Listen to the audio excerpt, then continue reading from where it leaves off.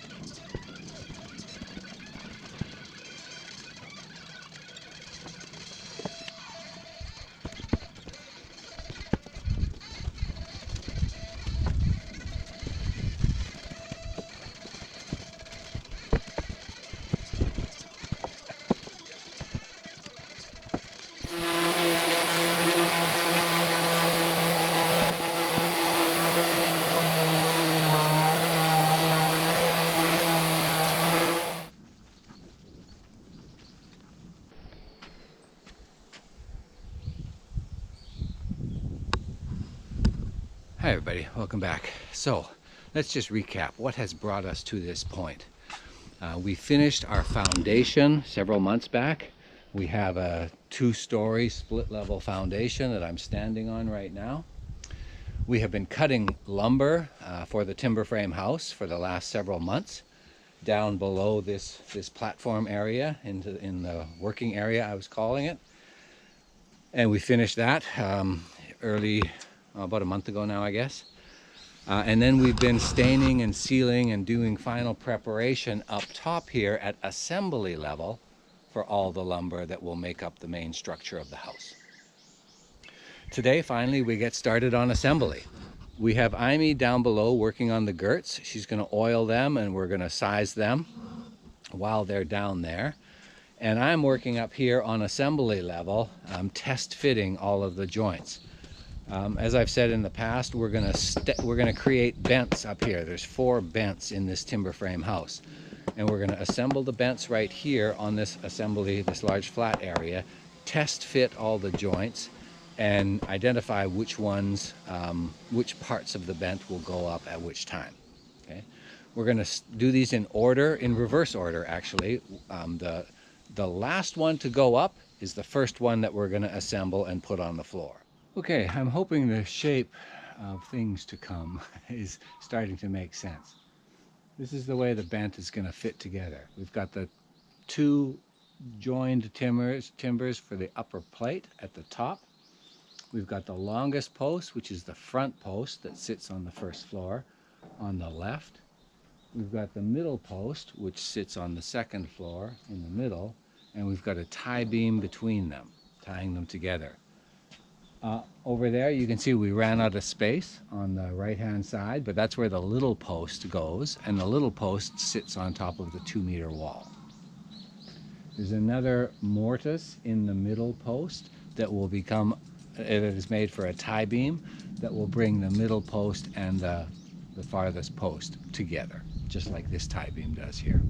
Now, right now I'm test fitting everything, but when we stand this up, as I said in the past videos, we're going to only stand up this H shape right here first. Okay, we're going to secure it together. We're going to test fit, make sure everything fits nice and snug, and then we're only going to, heartily assemble this H right here, and we're going to stand it up. Then we're going to crane in the upper half of the upper plate, secure the first floor. Then we're going to bring in the far post, the tie beam, secure that H over there, and I'm talking when it's standing we're going to do this, right? And then very finally, we're going to put on the upper part of the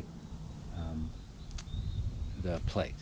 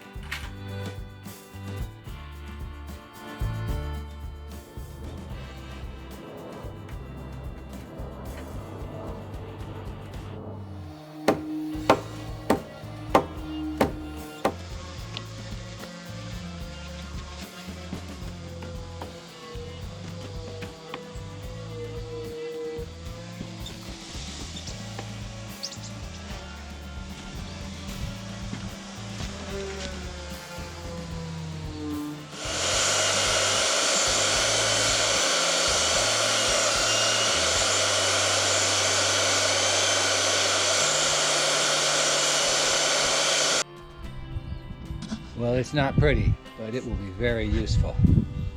But, still just a little bit of sanding to make it look nice, and I'm in a hurry, so I'm going to do this quick and dirty and put a screw right through there to hold the head on, and we're done.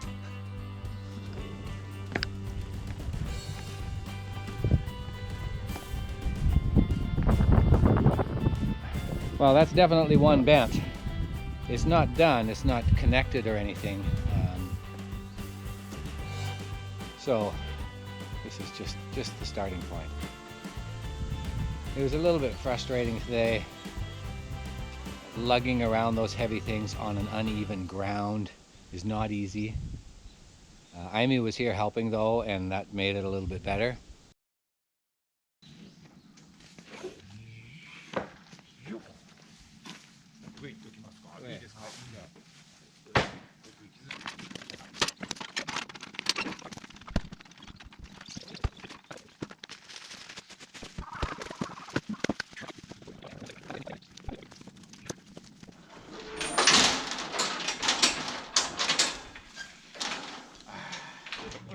はい、どうもありがとうございました。この間と一緒だから見なくていいです。よし、じゃあ。はい、じゃあすいません。失礼します。どうもありがとうございました。はい。Okay, so I come up to my wood pile here. Some of you may recall I got some keiki, Japanese elm, from the Sawyer a few months back, just for the purpose of pegs and wedges. It's a really hard wood in Japan, and so I've got 2 or 3 different types. I've got it looks like a 2x8 here, a 2x10 here on its edge, and then a bunch of almost 2x2s. These 1x1s are all from 4 years ago when I built the tiny house and used pegs for most of the connections, and that's what this remains from. So I can use them for the pegs once I round them.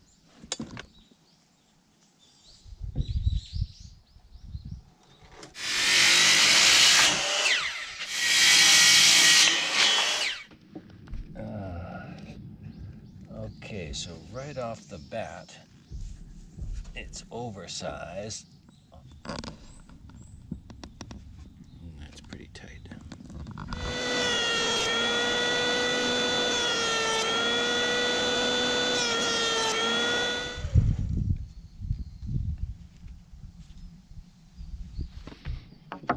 Oh, look at that. That is beautiful. Oh yeah, if I can go halfway through, I can go 3/4 of the way through. Okay, so combination of the planer and the sander, and I'm getting some wedges. So I think I'm just gonna knock out about, I don't know, 20 or so of these.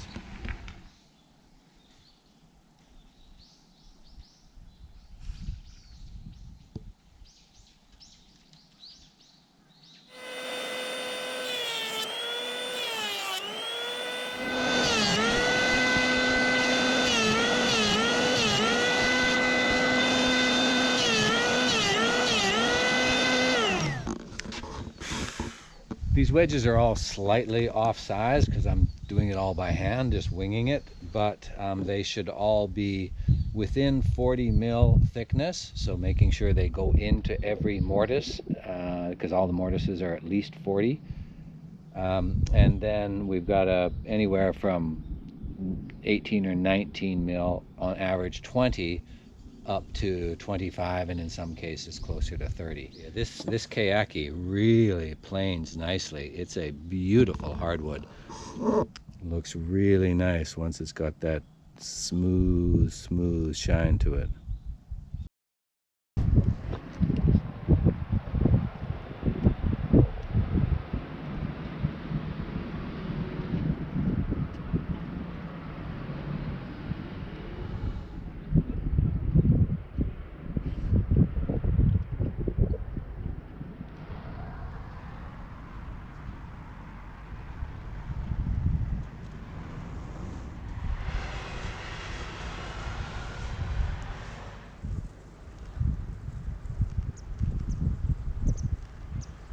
Did you get a drink of water?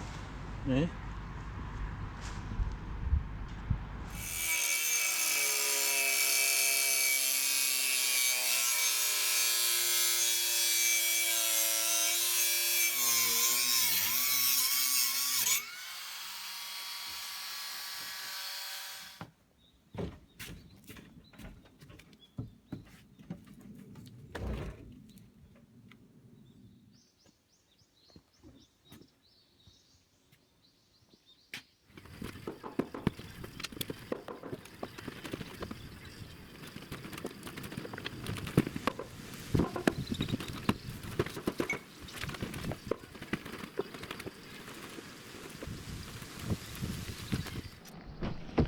Regular viewers will know that I've only ever built one timber frame before, and that was the tiny house back there. That was my practice session for this one.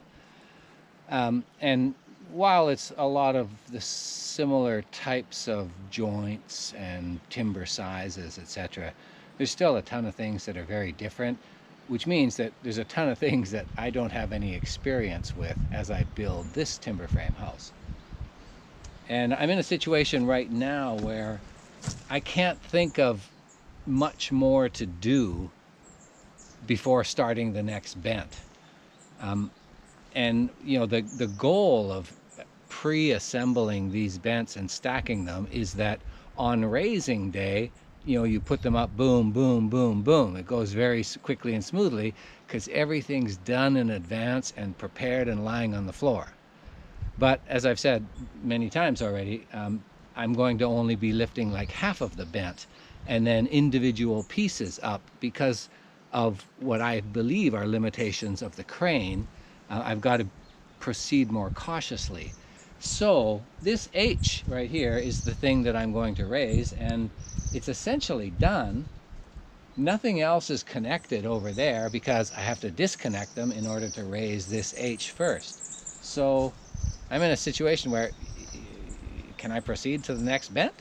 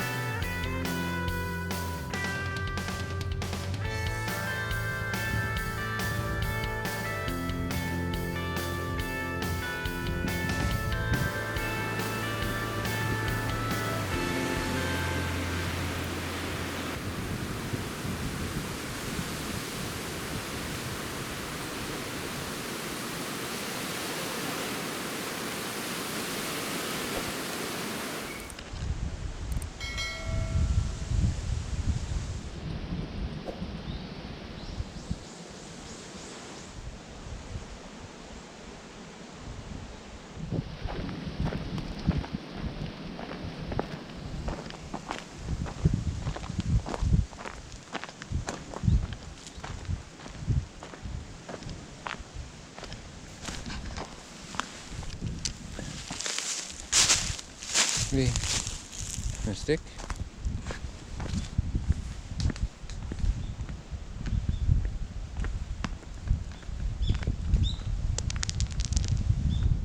Okay, I didn't film a lot of this, but I finished planing and sanding and oiling the girts. And also I got started on routing out the channel. This is the channel for the threaded rod that will go in here, and the bolt, sorry, the nut and the washer. And I've had my challenges with my router as usual. It's still, the settings throw me, and then I screw things up a little bit, and I adjust and I make things right, and then I screw things up again. Anyway, if I can ever get it figured out properly, the result is pretty slick. It looks pretty nice. B and I are up here. We've got a beautiful start to the day. Blue skies, no wind, very little wind, and lots of sun, so it's going to be a good day. Unfortunately, I'm going to be stuck underneath the work area, underneath the assembly area, in the work area, continuing to route out these channels for the threaded rod in the girts.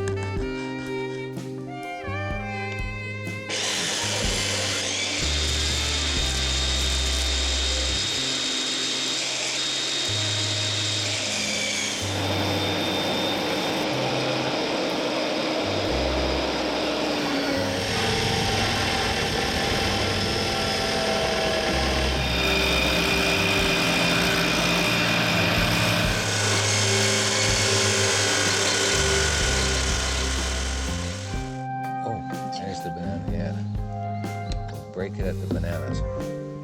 Look at that. Okay, which one do you get? I get this one. I get chocolate. Do you want two of my chocolates? Yes, please. There. Okay.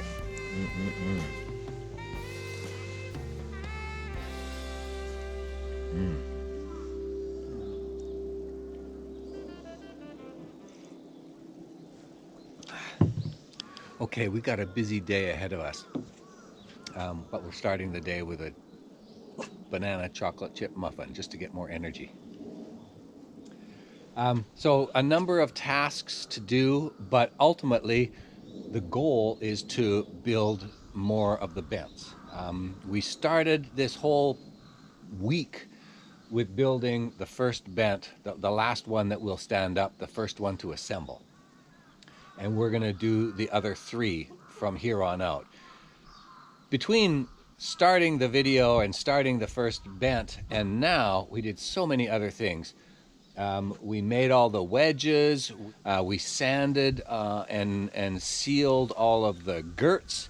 We cut all the girts to length. We routed channels into all the girts for threaded rod. We cut the threaded rod, just so many things that we've been doing, you know, after we built that.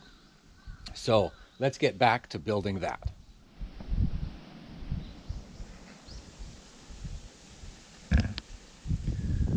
Through a few iterations of the naming convention and landed on what we think we can keep track of. We have the bolt in there. It's exactly 11. The center of the bolt is exactly 11 centimeters, right?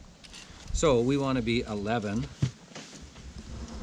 We want to be 11 from the bottom. So roughly, let's do it this way.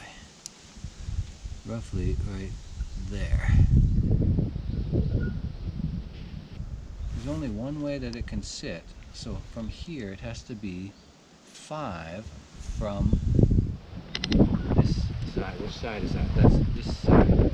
5 from this side. Right. So 5 mark is right there.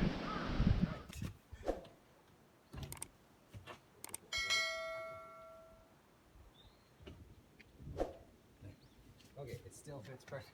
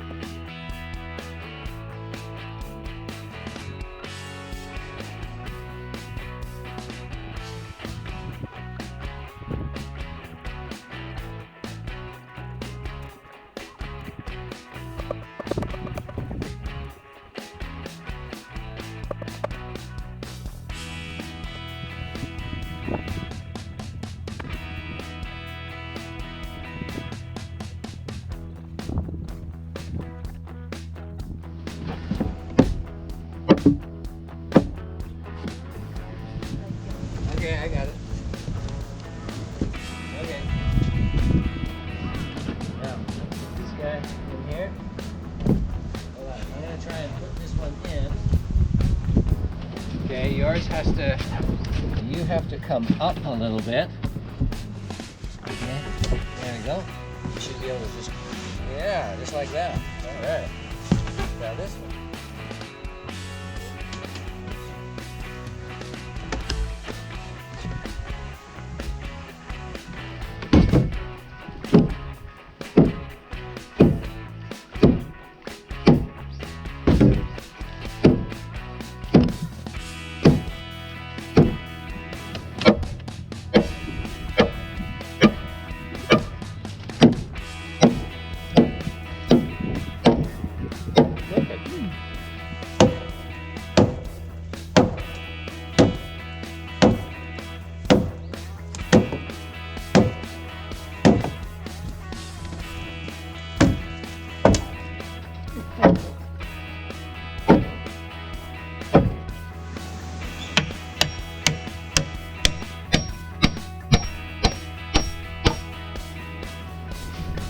Good.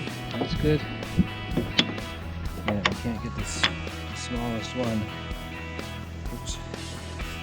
It's okay. This we got to get into one side.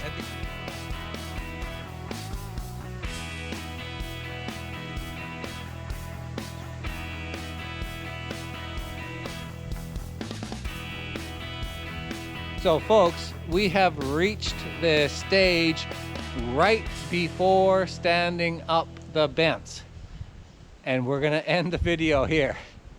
So you're gonna have to come back in probably 1 week or maybe 5 days time and see this fully erected timber frame. We're not gonna call it a house yet because we still don't have a roof on it or walls. But thanks so much for hanging around. We've had a great day, a great week, lots of progress. And very soon we'll have a timber frame house here on the mountain. See you soon.